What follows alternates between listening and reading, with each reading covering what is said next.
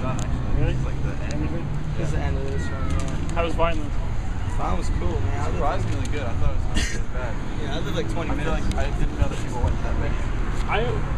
This is actually an hour closer from me. I live in Morristown. I was gonna go see the. I was gonna go see the Wonder Years there just a couple weeks ago. 2.5 hours drive.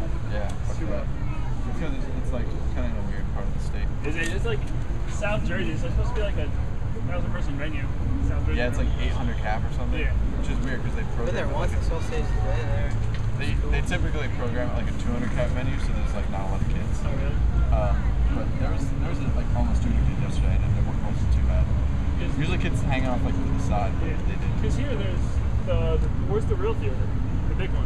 Downstairs, I think. Downstairs, and then they get like 100 or 200 here. Yeah.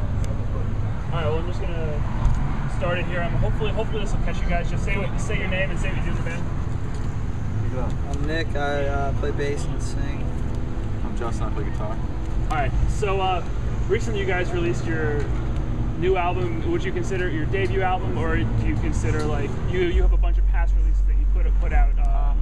Yeah, together? I would say it's definitely our debut full length because everything else, like before we met, it's 10 songs, but it's kind of like mismatch, kind of compilation sort of thing. Just everything you put out before that. Yeah. Yeah, it was like an EP we did when we first started off. We did this like Hung Up on Nothing CD, and then like we got approached by like Panic Records to do like 4 more songs for it. So we did that and just like kind of pieced it together and put it out just to see what kids thought. And we were most nervous about Real Talk. You know what I mean? It was like we're going in, we're recording like 16 songs. Like Because before we met was like, oh, we have an old thing. We have one song that Arlington Drive was already recorded. We're going to record 4. This was like we're going in. We recorded like 18 songs. And we had to pick what songs we wanted to go on the record and what was on the side. So it was kind of a bigger deal, I guess. So, like, I guess leading up to coming out, were you guys more nervous when you were recording the songs, knowing that it was like your full release, or were you more nervous once it got out there and waiting for it to hear what people thought about it? I think we were most nervous waiting for it to come out because we were worried about it leaking and what we were going to do if it did leak. Anytime you release anything, it's nerve-wracking. Yeah. You know, especially if it's a 3-song CD, like it'd be 1 song, you get nervous. You know what I mean? Like you put yourself out there for kids to like bash you. Yeah.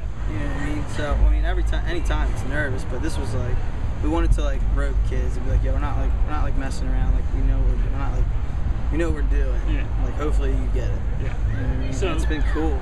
Kids have been getting it. So how do you feel now that basically everybody is giving you 5 out of 5 stars or 10 out of 10 stars, however they rate it? Everyone's giving you all these great ratings. How does that feel for you guys after you've been like, nervous all the time? Yeah, it's been like, you know, load taken off your shoulders, like relax for a minute and like let kids listen to it a lot and then go to work again. You know what I mean? We got a lot of songs, so we're just gonna keep putting stuff out as much as we can. So you have more songs that didn't make it on the album. Between me and Zach, we have like back catalog. You know what I mean? For Real Talk, there's the 12 songs that are on the album, and then I think we recorded 6 more songs, one of which we didn't even finish. It kind of got scrapped. And then there's one on like the international copies. There's one on the vinyl. There's one on the digital download. There's one for the pre-order, and then there's one that we haven't done anything with yet. It's just sitting in a computer somewhere. So I mean, we kind of have a lot of stuff, and we already have plans to record more stuff already. So how is like you said you have a lot of songs. How's the writing process go? Do you guys try and do it when you're home, try and do it on the road, or just whenever it happens? It's usually whenever something fucked up happens. Honestly, you know, like everything we write about isn't like made up. Yeah. It's all like happens. So like I don't know, we all go through shit, especially on tour. You mean you're away from your family, problems happen. So I mean, whenever something happens, usually it just comes out. It's never like let's sit down and do it. You know what I mean? Just whatever comes out. Yeah, and I met Zach. Zach's been like a songwriter his whole life, the same. And we're just like, I got this, and he's like, I got this. I'm like, we start a band. I was like, yeah, cool. You know, so that's pretty much how it all started. Yeah. I mean, I think Zach kind of has some songs where he just brings them to practice, and then they get put together. And then there's some songs that he has that are already good to go. And I know, like, we played a show in Texas a couple weeks ago, and the night before we had stayed at our friend's house who had an old demo from like our old band, and he had like this song that we never used. It's like, holy fuck, like that song rules. Like I want to use that. Yeah. So like we're probably gonna end up using that song. That's like, you know, from Zach probably wrote when he was like 16 or 17 or something. You know, he's like 23. That's good. And you were guys talking about you know having all this material. And you are re-releasing the split you guys did with Transit on vinyl. Yeah. What was the original run on that, and why did you decide to repress it on vinyl when you can easily just keep it up there on your MP, like on iTunes or Amazon MP3? Oh well, I mean, the original pressing was 1,000, and it was like 500 of one color and then 200 and 300. But I mean, people usually we sell them pretty decently. So and you know, like I'm a vinyl nerd, so I thought it would be cool to do. We have different labels. The labels now are our merch guy. Who's playing there tonight? This band called Fireworks. Any good? Yeah. They're pretty good. Where y'all from? Jersey. Oh, you come over from Jersey to see fireworks? Mama, yeah. Wow. We're playing. Wow. That's good. You'll enjoy yourself. Don't hang out here too much. Oh, this is a bad neighborhood. I ain't At scared. night time. We live next to Bunch of Camden, crazy so it's people. okay. Yeah. Oh. Have a nice Yeah, day. be good. Take care. So anyway, the split. He's a big fan. Yeah. Number one fan. So yeah, I mean, I'm a vinyl nerd. I like collecting vinyl, so I the fact that we have that on vinyl, I think it's cool to do another pressing. So we did like different labels. The label now is on our side. We have our best friend James Corey, who does merch for us, and is in a band called True Things. We have I would say embarrassing picture of him, and then on the other side we have Transit's merch guy, and a relatively embarrassing picture of him. We did some new colors and stuff. So Mind you, when we did the split, like we thought no one was gonna like care. Yeah. You know what I'm saying? Yeah. Like we've been friends with Transit forever, so we sat in the studio and did it. We're like, yo, we're friends. Let's just do a split and see what happens. And for us to have to like order more is just cool. We're like, holy Yeah. shit. Was that after you guys both were on Run for Cover? You guys.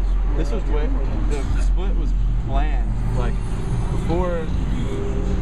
Me and Zach were in Overboard. We were in a different band, and that band met Transit and played with them. We were always like, oh yeah, we should do a split. We should do a split. Just like always talking.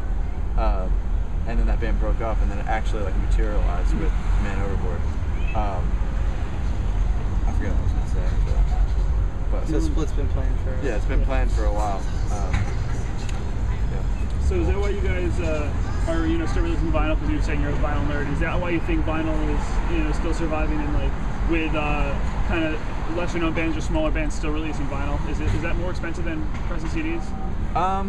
It's definitely pretty. It depends how many you get, Yeah. and like there's a lot of like tricks that you can do to get cheaper vinyl. Like we run a label called Lost Tape, and I just did a 7-inch for this band Basement, who actually just signed a Run for Cover for their LP, and like it's definitely pretty expensive to do vinyl, but I think there's a certain value created by the vinyl that like you don't get out of a CD, because like you can like turn the volume all the way down and it's still spinning and you can hear it, like it's actually there. Whereas a CD, I feel like just throw it out the window. Right.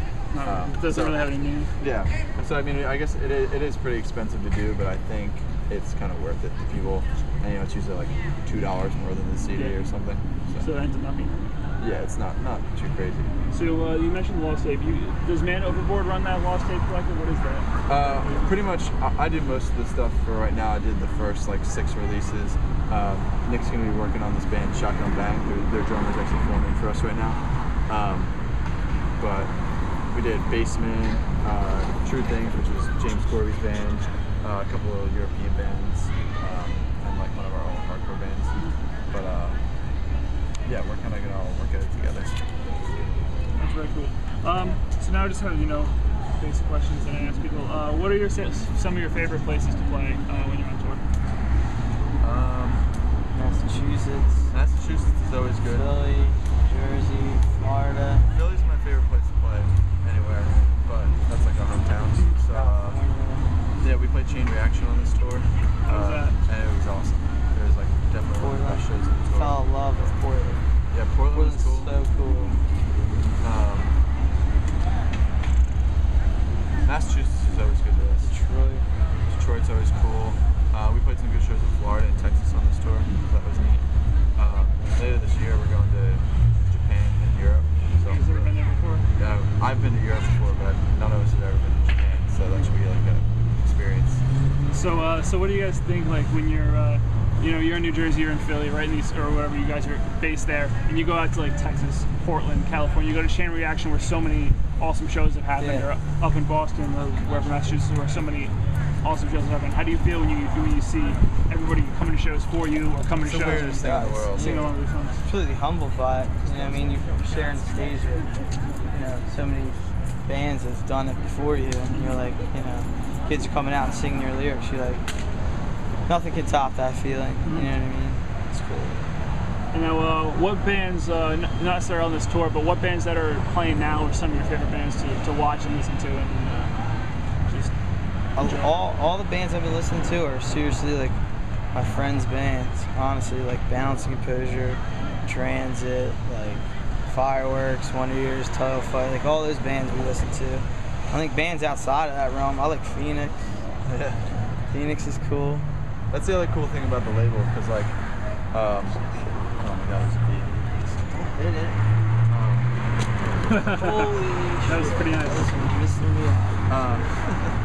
But the cool thing about doing the label is like all the bands that are on there, like AYS, Basement, Smile and Burn, they were kind of just bands that I met at some point, aren't like too big, but I just enjoy listening to. So now it's cool to actually be able to like put out their records and stuff. That's pretty neat. Yeah, I noticed. I've interviewed like I guess a lot of bands in the scene or in like pop punk, like the Wonder Years and This Time Next Year, and they all kind of mention all the same bands. So it seems like as I travel outside, it seems like the family's getting bigger and bigger. But it seems like there's 10, 20 bands that are all touring together and all listening to each other and all supporting each other. Yeah, well, it's kind of like you like we're on this tour with Transit, Swellers, Fireworks for a month and a half. So it's kind of like you hear them every night. Yeah. So you leave the show and you have Fireworks songs stuck in your head. So kind of is like forced to become your favorite band. So what are you guys' thoughts on, I guess, the genre of pop punk in general? It seems in the past few years with all these bands putting out great releases that it's almost made a revival. Do you think that's the case, or do you think that it just kind of never went away and it's just people are just discovering it again? No, I think it definitely went away. I mean, it started to get done the wrong way by a lot of bands, you know what I mean? And kind of got like just like oversaturated. People were starting to hear the same. I mean, like this is like a Fall Out Boy song, you know what I'm saying? But like, yeah, it kind of got like oversaturated where you like heard the same thing. You knew this was coming. You knew that part was coming. You knew that part was coming. And then you put this next band on, same shit, And then like, I don't know, also got kind of like commercialized. It got real commercialized. Then you meet all your friends and they're like, I want to sound like that. And you're like, yeah, so do I. Like, can I hear your band? You play it. You're like, this is what I mean. You're like, yeah, that's what I mean. And I don't know, I kind of just, it definitely had a real vibe. I wouldn't call it a real vibe, but yeah, I just think there's more good bands out there. Yeah, it's just more good music again. People kind of trying to do something original. Just trying to change it up a little bit. Yeah. And I feel like all the bands that are coming up, like Tigers Raw, Bounce, and everybody, nobody sounds the same. Yeah. Like, I mean, we all play like poppy stuff like Fireworks, but you put a Fireworks record in, and man, Overboard record, you could tell, you could distinguish. It's very different. Same thing with Tigers Raw, and then Balance and Trans, like, it's all like separate shit. Yeah, I mean, like, that's what's making like, it work. Even more like, when I think of Balance, I think more like, like Manchester Orchestra or like something like that. I'm going to see them in November. I want to see Manchester them so or Balance? I'm going to see Balancing Composure they're playing with Title Fight and Bayside. Yeah, true, that's cool. Our retarded merch guy's going to be on that tour. You'll see him. Oh my God. You probably won't, because he's probably going to be drinking Four Loko. Yeah, drinking Four Loko and not selling merch. He just found Four Loko. He's like, I never had this. Then he started drinking. I'm like, this is going to be a terrible night. We were in Virginia and I found that stuff and we went out drinking and I left it in my friend's fridge. He moved out and it's just in that fridge for whoever moves in. It tastes like rubbing alcohol and Hawaiian punch. Sounds excellent. In the jug. Terrible. That's pretty much it for me, guys. Cool. Yeah. Cool question. I feel like I should let this be out. No. Like